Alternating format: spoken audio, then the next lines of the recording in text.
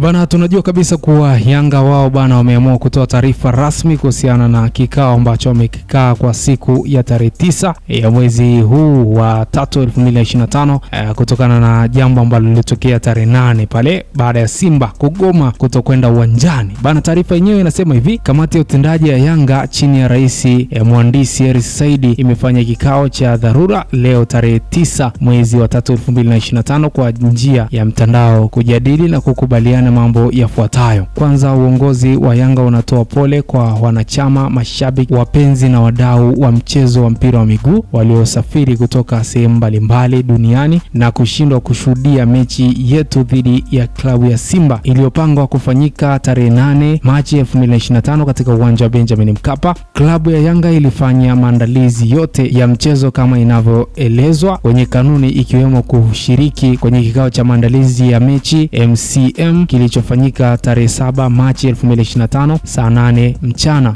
jijini Dar es Salaam. Kwenye kikao hicho ambacho kilihudhuriwa na klabu ya Yanga na Simba, wasimamizi wa mchezo ikiwemo mratibu wa mchezo, afisa usalama wa mchezo, mtathmini wa waamuzi, kamishna wa mchezo na watendaji wa bodi ya ligi kuu. Klabu ya Simba ilitoa taarifa kutumia uwanja wa Mkapa siku moja kabla ya mchezo husika kwa ajili ya kufanya mazoezi kama kanuni inavyoruhusu. Katika hali ya kushangaza, usiku wa tarehe 7 mwezi wa 3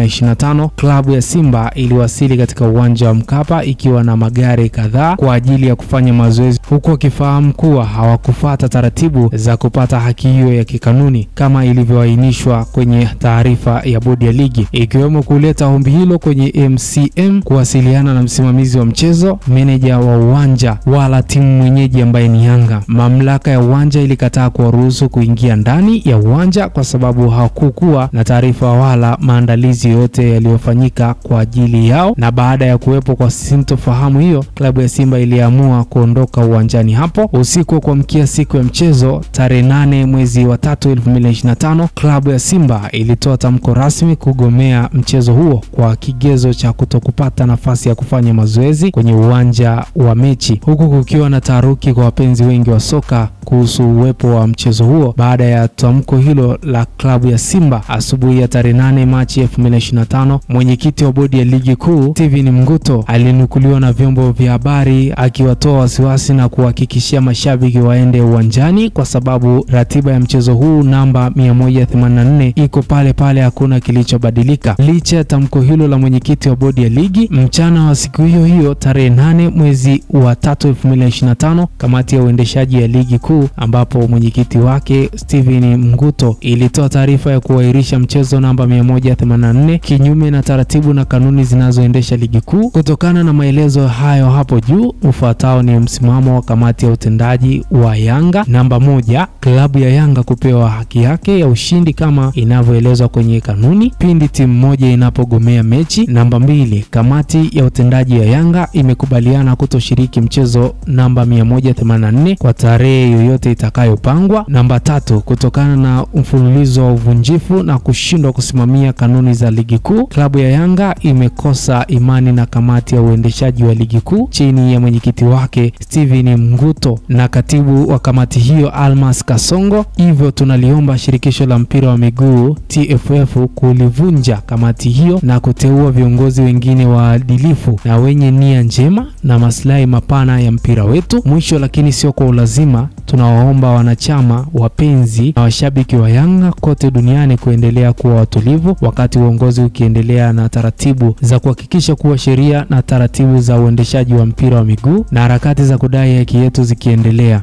Taarifa hii imetolewa na kamati ya uendeshaji wa klabu ya Yanga African Sport Club tarehe 9 mwezi wa 3 2025. Mwisho wa kunukuu.